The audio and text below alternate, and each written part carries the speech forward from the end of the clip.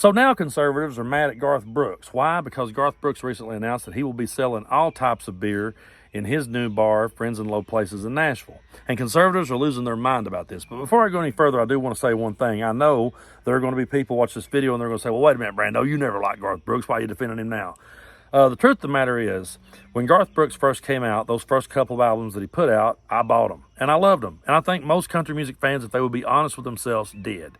But as time went on and we got further up into the 90s, Garth did start to go more pop country with it. And then when he did the whole Chris Gaines thing, he really lost me on that one. And so for years, I went around quoting the Waylon Jennings quote, you know, Garth Brooks did to country music what pantyhose did to finger fucking, whatever the hell it's supposed to mean.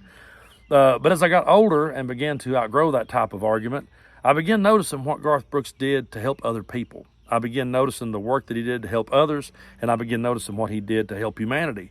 And I said to myself, while I may not particularly care for his brand of country music, I can definitely respect the fact that he used his platform for the greater good and used it to help other people. And when he goes out here to make the statement that he will be selling all types of beer in his bar, he said it in the most reasonable and, you know, down-to-earth way, in the most grown-up way that I can imagine. And I'm paraphrasing here, but he basically said, you know, guys, I'm going to be serving all types of beer in my bar because that's what the patrons want. And I'm all about being all-inclusive. I always have been. So if you guys come to my bar, come in with love, come in with respect. And if you can't do that, there's other places you can go. Go somewhere else. He did not destroy one product. He didn't badmouth nobody. He said nothing out of the way toward anybody. He simply said, if you can't come in with love and respect and you have a problem with what I'm doing, just simply go somewhere else. And conservatives are losing their mind because he reacted that way. And they're like, oh, you snowflake, you libtard. No, a snowflake is somebody who goes out and buys cases of Bud Light just to destroy them, just to make a point. You know, a snowflake is somebody who sits back and rants and raves and encourages everybody to boycott an entire company simply because they disagree with one person that they put on a can. Garth Brooks is saying, like a grown adult, hey, if you want to come in with love and respect, come in. And if you don't want to come in with love and respect, in other words, if you want to go shoot up cases of Bud Light, there's people that do that. You can go somewhere else. And it's funny to me because you guys are the don't tread on me crowd. You don't want the government involved in your lives. You don't want no one fucking with you. You want to be left alone to do as you please. And how many times have we had to hear you make the arguments that if a baker doesn't want to make a wedding cake for a gay couple, he shouldn't have to? And you'll say things like, well, if a clerk doesn't want to issue a license to a gay couple, oh, they don't have to. They shouldn't have to for their religious beliefs. But yet Garth says, hey, I want to serve this beer. You guys go down the road and don't serve it if you don't want to, but I'm going to serve it up here. And you have a problem with that.